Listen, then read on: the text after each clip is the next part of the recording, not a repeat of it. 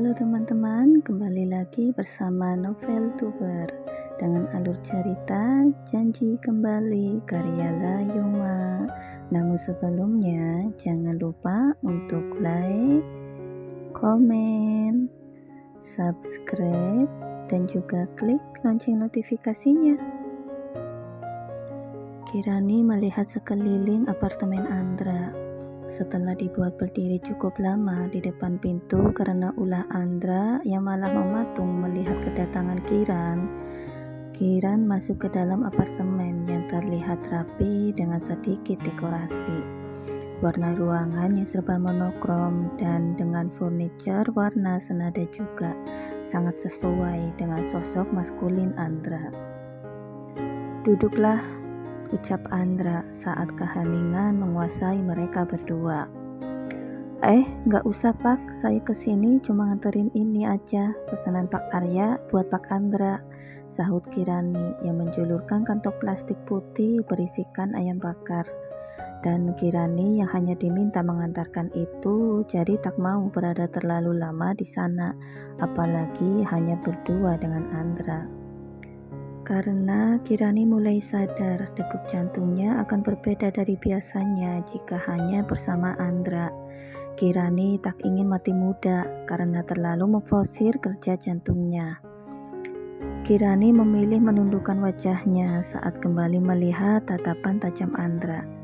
Kirani selalu bingung dengan raut wajah Andra yang kadang lembut, kadang datar, dan tak jarang juga terlihat menakutkan saat menatap tajam dirinya seperti saat ini.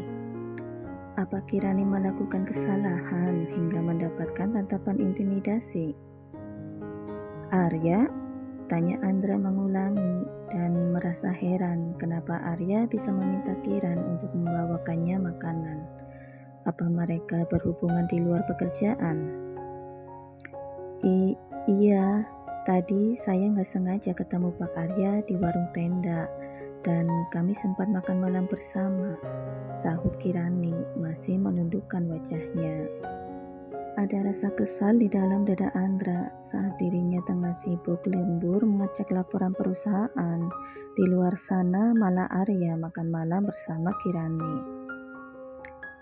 "Setelah selesai makan, Pak Arya meminta saya untuk mengantarkan makanan ini ke Pak Andra," lanjut Kirani yang sudah mulai merasakan pegal di kaki karena dirinya sudah terlanjur menolak untuk duduk, jadi terpaksa menjawab pertanyaan Andra dengan posisi berdiri.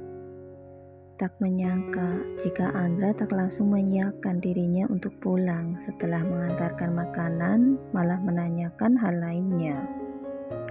"Tahu seperti ini, aku duduk aja tadi. Apalagi kelihatan empuk banget itu sofa. Penasaran empukan mana sama kasur yang di kamar kos aku," batin Kirani. Tak sadar dirinya masih bersama Andra, tapi malah memikirkan hal tak penting lainnya. Hingga suara besar Andra kembali terdengar menyadarkan dirinya. "Kalian makan berdua?"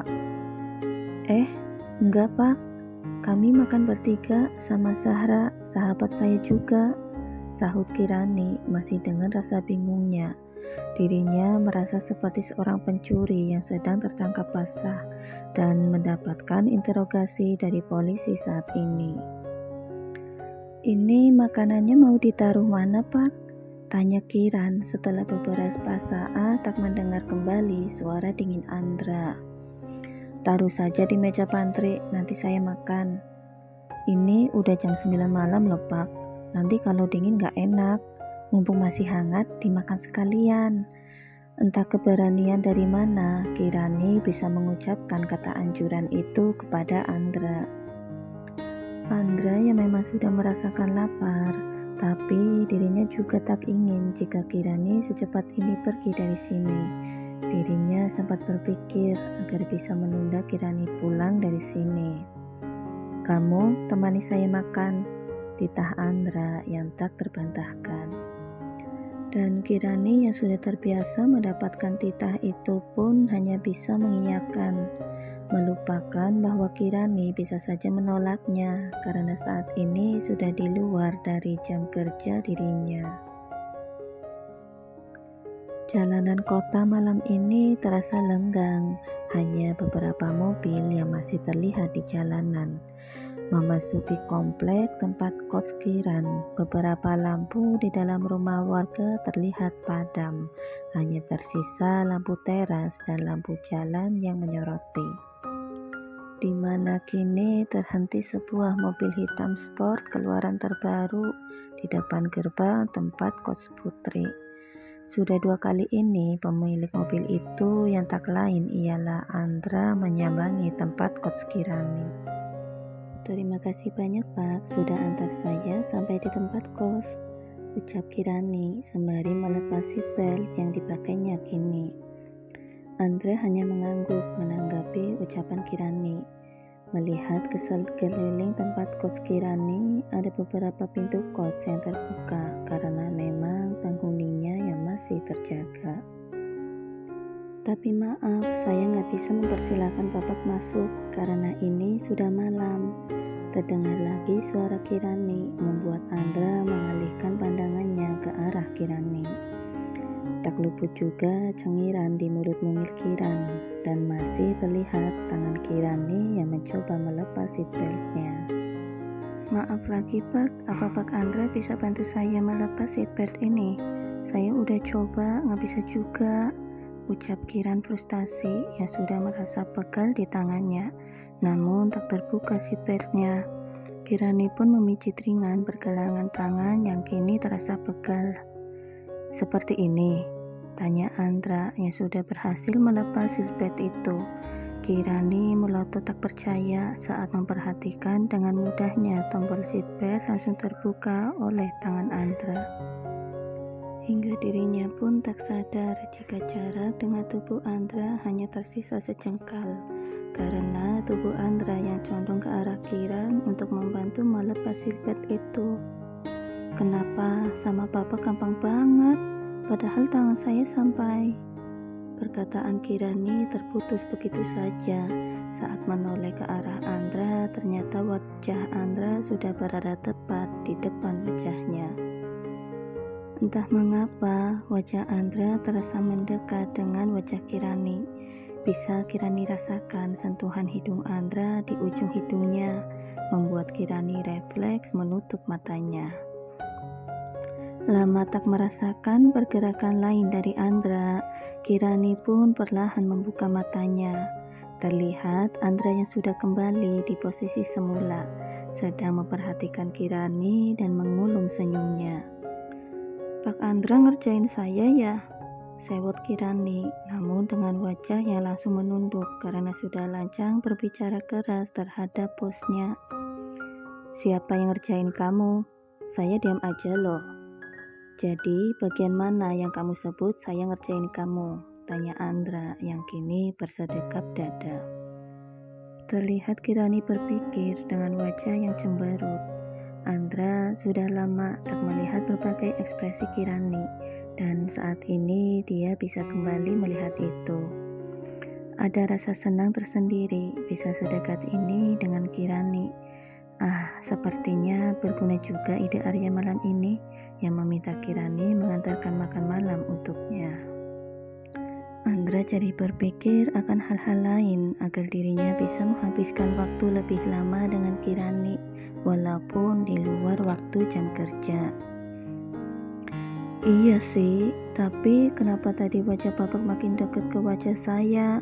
Jadinya kan saya..." Kirani tak bisa melanjutkan kata-katanya karena tak mungkin dirinya mengakui jika tengah berharap akan ada adegan yang sering terlihat di drama Korea. "Jangan memikirkan yang tidak-tidak, cepatlah turun, tidur, dan istirahat," ucap Andra seolah mengetahui apa yang sedang dipikirkan oleh Kirani. Kirani entah mengapa malam ini begitu penurut dengan perkataan Andra. Membuka pintu mobil, Kirani sempat melihat Andra yang masih memperhatikannya saat turun dari mobil. Saat sudah turun pun, Andra masih belum beranjak dari sana, membuat Kirani penasaran karenanya. Pak Andra, kenapa nggak jalan juga? Andra menurunkan kaca jendela di samping tempat duduk Kirani barusan, dan dirinya menjawab, "Kamu masuk ke kamar kos, kunci pintunya juga. Setelah itu baru saya pergi dari sini," ujar Andra seperti biasa, tak terbantahkan. Kirani yang sudah lelah pun langsung berbalik membuka gerbang kos, menuju pintu kamarnya dan langsung masuk saja setelah membuka pintu itu dengan kunci yang dirinya bawa di dalam dompet. Setelah melakukan semua perintah Andra, Kirani menyingkap gorden kamarnya dan dari sana dia melihat keluar tepat ke mobil Andra. Dengan kode telunjuk dan jempol yang membentuk huruf O, Kirani menjelaskan bahwa dirinya sudah mengikuti perintah Andra dan Andra bisa pulang dari sini segera. Terlihat kembali senyum terbit di bibir Andra saat Kira menyarankan untuk dirinya segera pulang. Entah sadar atau tidak, Andra melambaikan tangan ke arah Kirani dan Kirani pun langsung membalas lambaian tangan Andra. Kirani melihat ke arah mobil Andra yang mulai berjalan dan terlihat semakin menghilang dari pandangannya. Menoleh ke arah tangannya yang masih melambai dengan tangan lain, Kirani menapuk tangannya sendiri. Namun terlihat senyum mengembang di bibirnya saat menyadari kekonyolannya. Kenapa kayak anak ABG lagi jatuh cinta gini? Padahal cinta kayak apa juga gue belum tahu. Kekeh Kirani yang kini menjatuhkan dirinya di atas ranjang dan siap untuk menyelami mimpi. Terima kasih banyak teman-teman yang selalu setia mengikuti alur cerita Janji Kembali. Sampai jumpa lagi di chapter-chapter selanjutnya. Mari perbanyak silaturahmi dengan selalu dukung channel ini. Salam sehat selalu semuanya.